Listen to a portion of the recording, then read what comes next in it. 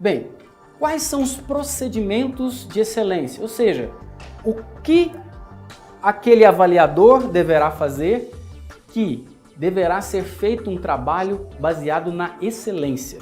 Bem, primeira desses procedimentos é a capacitação profissional. O que é isso? É manter-se atualizado quanto ao estado da arte e somente aceitar encargo para o qual esteja especificamente habilitado e capacitado, assessorando-se de especialista quando necessário. Então, o primeiro procedimento é capacitação profissional. Na verdade, é por isso que vocês estão fazendo esse curso, é por isso que vocês estão se aperfeiçoando. Para quê? Para que você tenha essa capacitação profissional. Isso a norma exige. Esse é um procedimento de excelência. Bem, o que mais? Temos também a questão do sigilo. O que é isso? O sigilo é considerar como confidencial o resultado do trabalho que foi realizado e toda informação técnica. É sigiloso.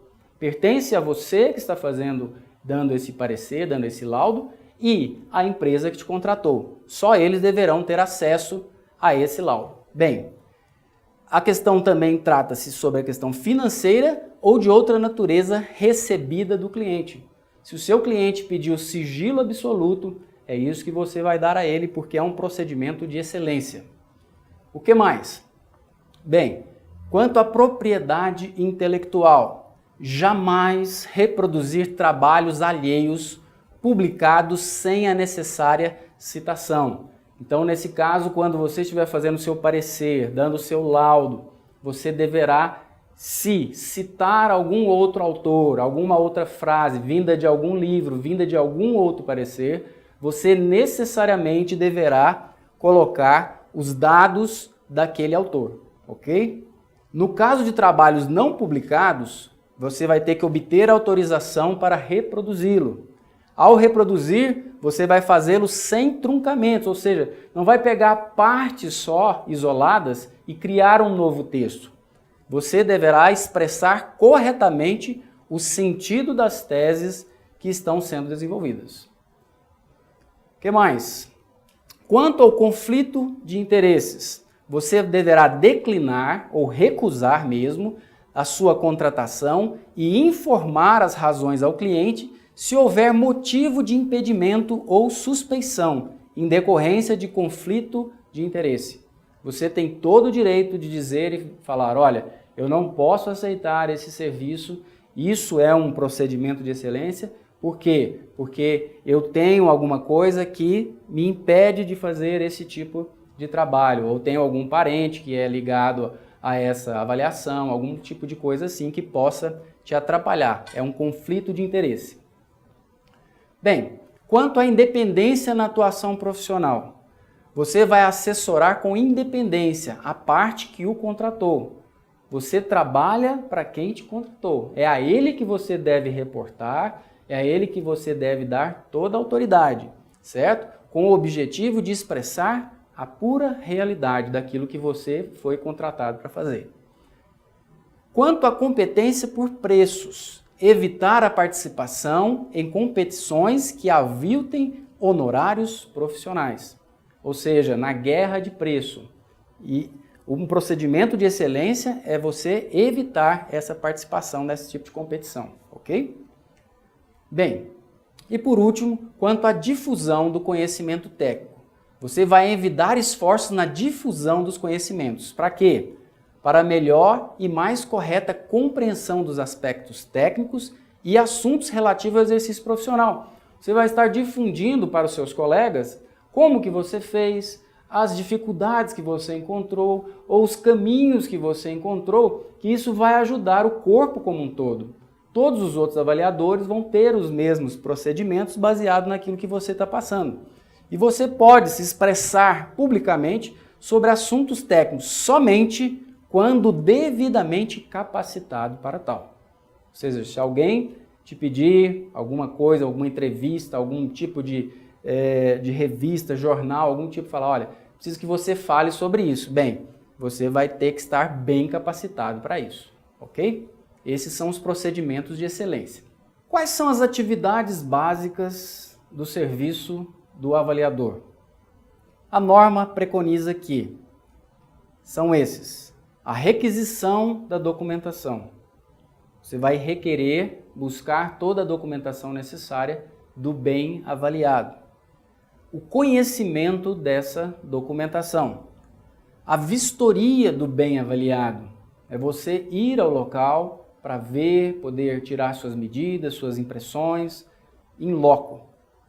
A coleta de dados, onde na vistoria você vai coletar todas as informações que você achar necessária devidamente. A escolha da metodologia. Nós vamos falar mais à frente sobre quais são os métodos que você poderá adotar. Então você vai ter que escolher qual o método dessa avaliação. O tratamento dos dados. Depois de recolher, de coletar todos os dados, você escolheu a metodologia, você vai ter o tratamento desses dados. E a identificação do valor de mercado, que é o seu resultado final.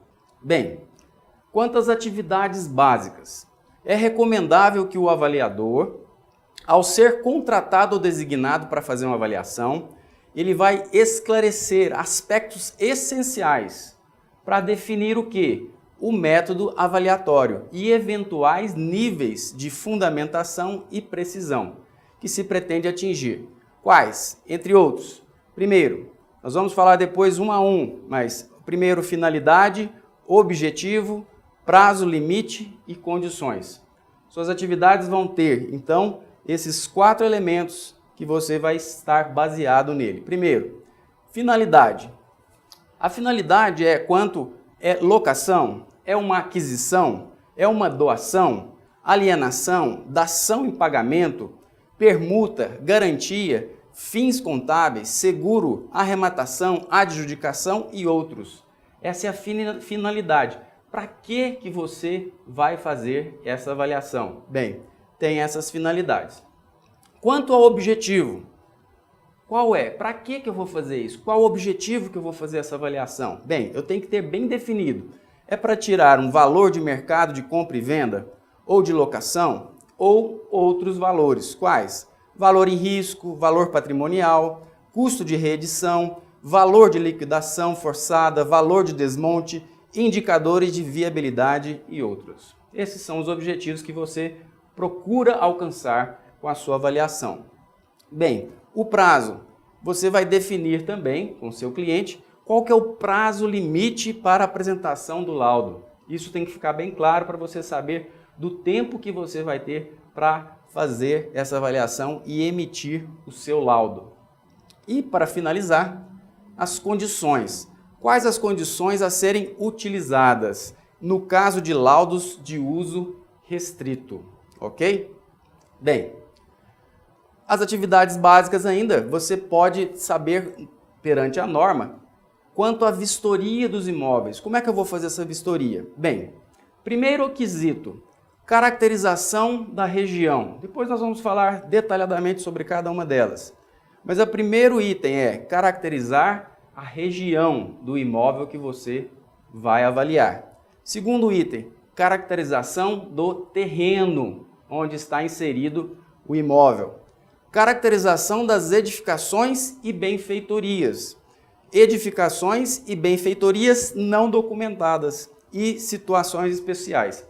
Vocês podem reparar que começa do macro e vai para o micro. Ou seja, você começa caracterizando a região, o entorno em que está inserido o imóvel, depois você caracteriza o terreno, as edificações, benfeitorias, que constam na documentação e depois você vai caracterizar as edificações e benfeitorias que não estão documentadas, ok?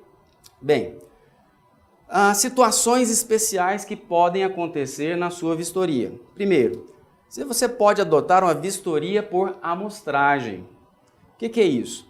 Nas avaliações de conjunto de unidades autônomas padronizadas, ou seja, você tem um imóvel, vários imóveis que são padronizados, eles contêm elementos que caracterizam uma padronização, é permitida a vistoria interna por amostragem, aleatória, de uma quantidade definida previamente pelas partes. Então, você, juntamente com o seu contratante, vão definir quantas unidades vão ser vistoriadas aleatoriamente, ok? Ou então, se houver omissão no contrato, o seu contratante não falou nada e nem você não chegar a esse acordo, você pode usar um percentual mínimo de 10% de amostragem do total das unidades de cada bloco ou conjunto de unidades de mesma tipologia. Então você tem duas condições aqui para a vistoria por amostragem. Você pode ter uma vistoria que foi combinada com o seu contratante de um número X, ou o mínimo seria de 10% quando não houve esse acerto, ok?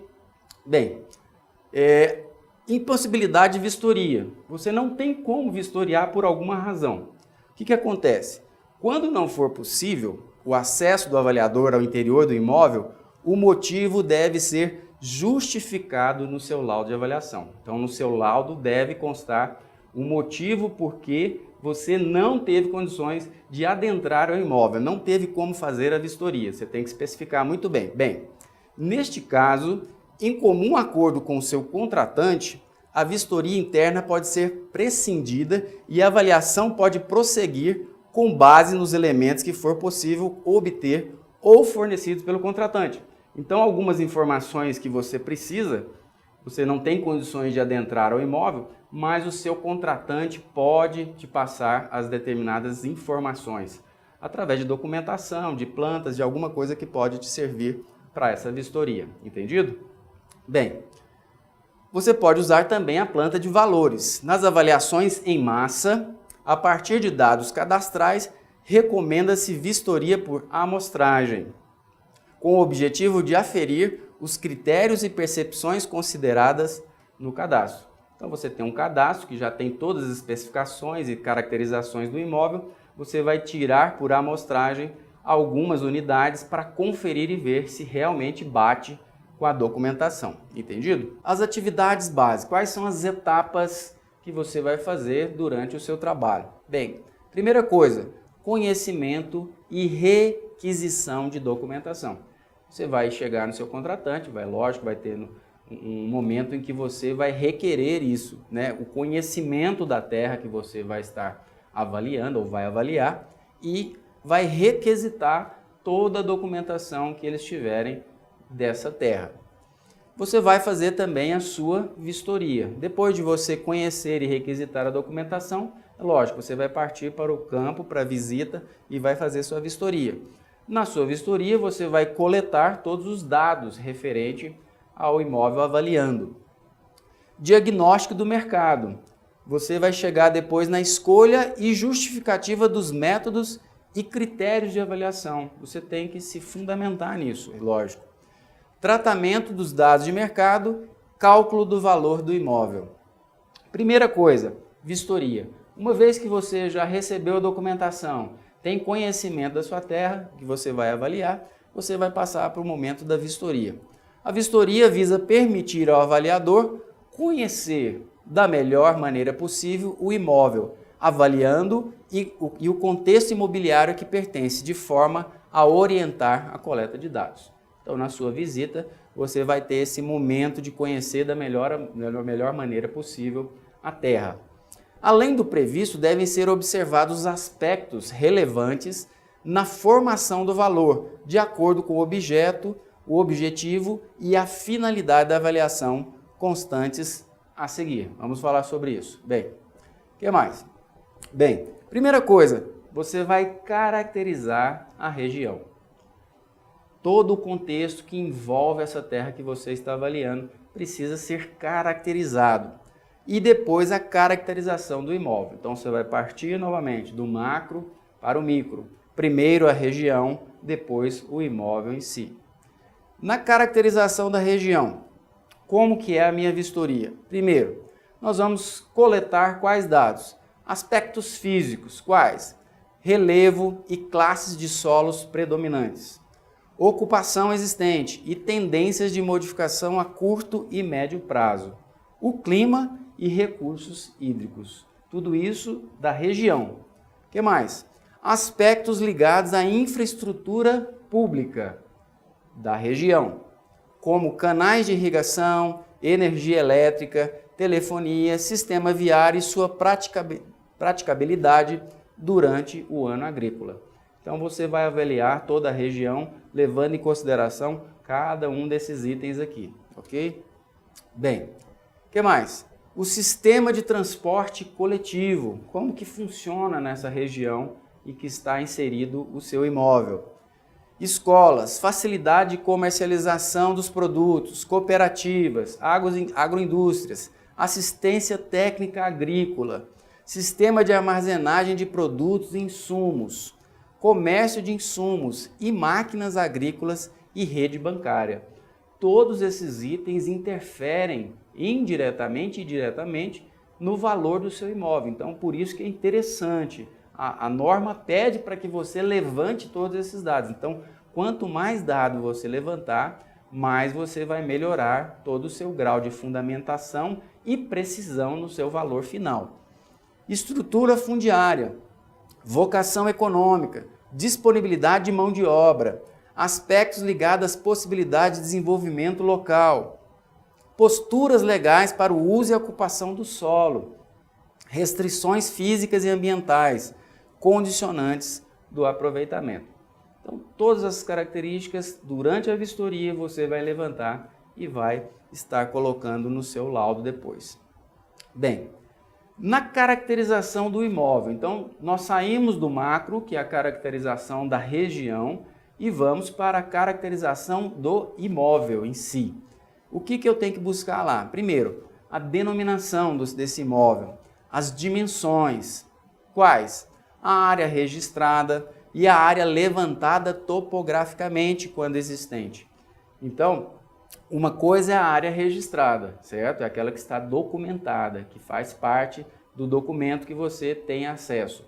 Outra coisa é a área levantada topograficamente, onde um topógrafo, um agrimensor, ele foi no local, tirou todas as medidas, fez um levantamento plano e altimétrico do local, do imóvel, e isso quando existir, ok? Isso você vai pegar nos itens das dimensões do terreno, da área que você está avaliando. Limites e confrontações. Bem, isso vem uma descrição no documento dizendo quais são os limites do imóvel e quais são os seus confrontos, ou seja, com quem ele faz a divisa da terra.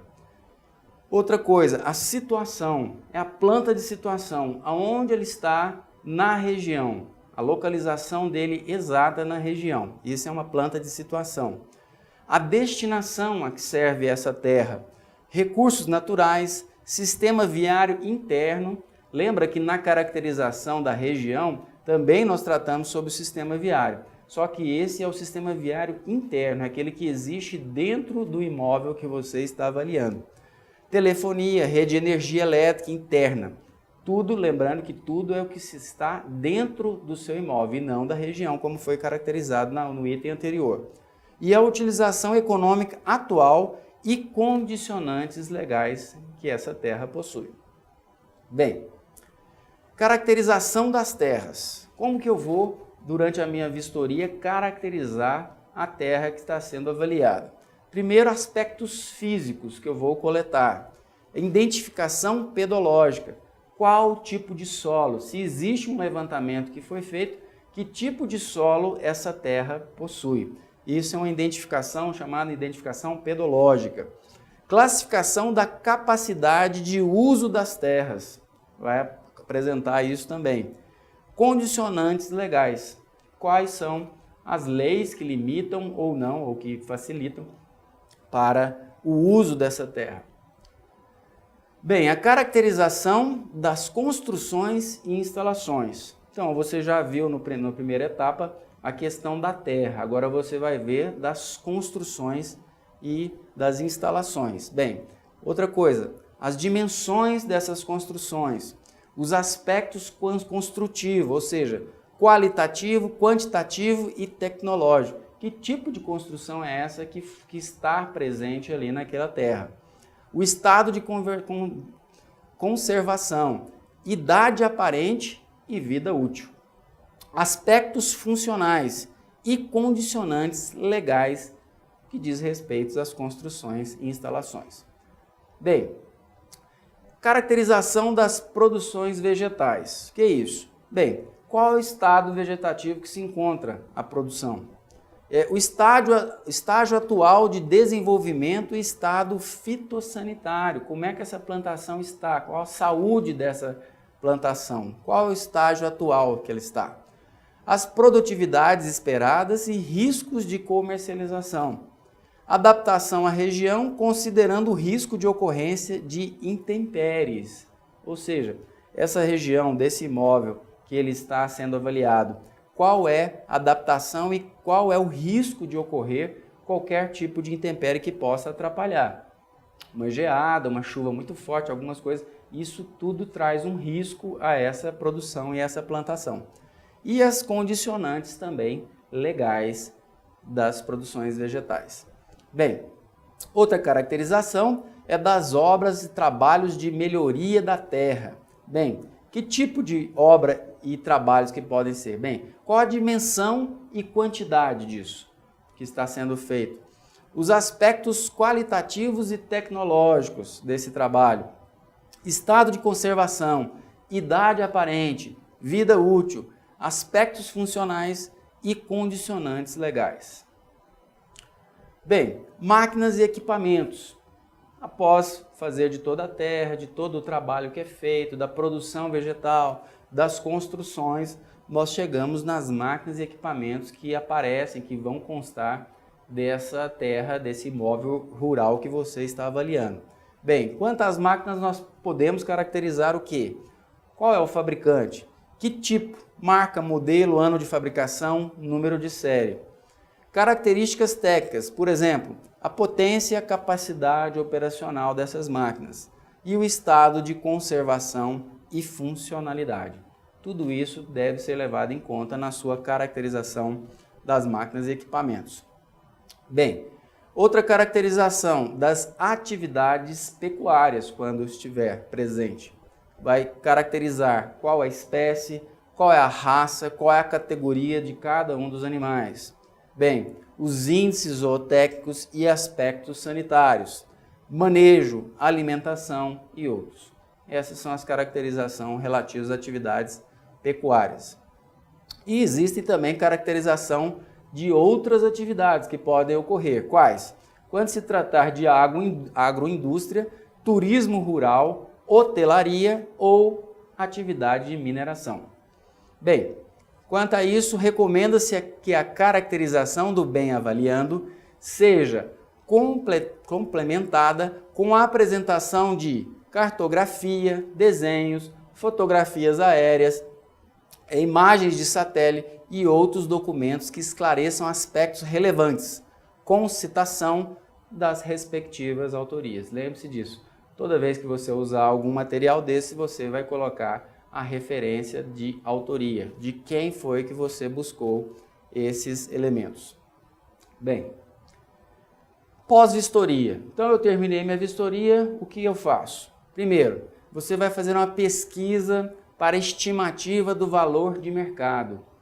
Vai fazer um diagnóstico do mercado, a escolha da metodologia, o tratamento dos dados que você coletou na vistoria e a identificação do valor de mercado. Essas são as atividades básicas pós-vistoria.